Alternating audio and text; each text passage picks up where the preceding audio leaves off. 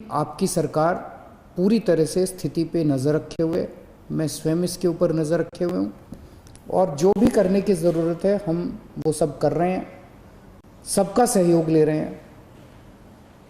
इस वक्त हम मोटे मोटे तौर पे 3 स्तर पे काम कर रहे हैं।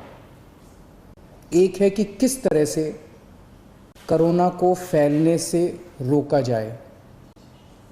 इसमें ख़ास तौर से सरकार अकेले बहुत कुछ नहीं कर पाएगी। दिल्ली वासियों को, आपको सबको इसमें सहयोग देना पड़ेगा।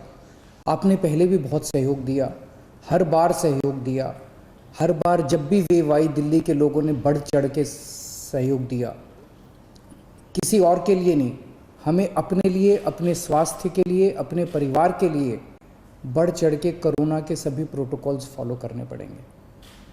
अपनी सेहत अपने हाथ है, अगर हम अपनी सुरक्षा अपने हाथ है, जो 3 चीज़ें बार बार बोलते हैं, मास्क पहन के रखिए,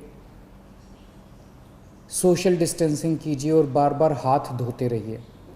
इसमें एक चीज़ और ऐड कर लो कि घर से तभी बाहर निकलेंगे जब बहुत ज़रूरी होगा। कुछ दिन की बात है, मुझे पूरी उम्मीद है जैसे पिछली 3 वेव चली गई वैसे ये चौथी वेव भी चली जाएगी।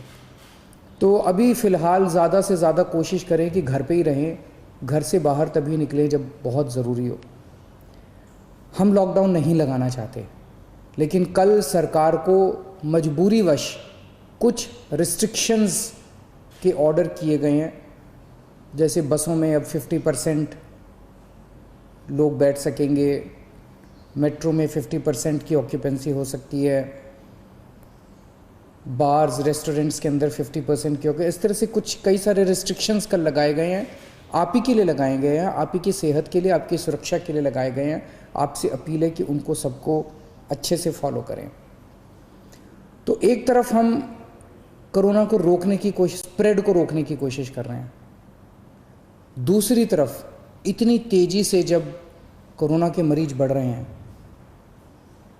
किसी को कोरोना होता है तो वो फिर या तो होम आइसोलेशन में जाता है और या फिर अस्पताल की तरफ जाता है।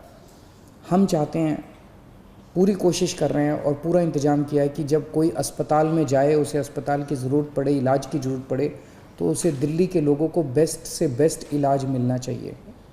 किसी तरह की बेड की कमी नहीं होनी चाहिए, ऑक्सीजन की कमी नहीं होनी चाहिए, वेंटिलेटर की कमी नहीं होनी चाहिए।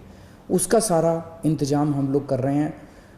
नवंबर के महीने में हम एक पीक देख चुके हैं। नवंबर के महीने में जो पीक आई थी वो 8,500 केसेस की थी।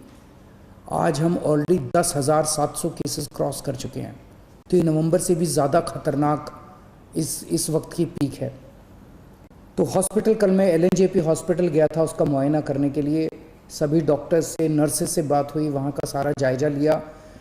मैं पूरे दिल्ली वासियों की तरफ से अपने डॉक्टर्स को, नर्सेस को, पैरामेडिक स्टाफ को, सबको हाथ जोड़ के सैल्यूट करना चाहता हूँ, धन्यवाद देना चाहता हूँ कि पिछले 1 साल से लगे हुए हैं वो लोग।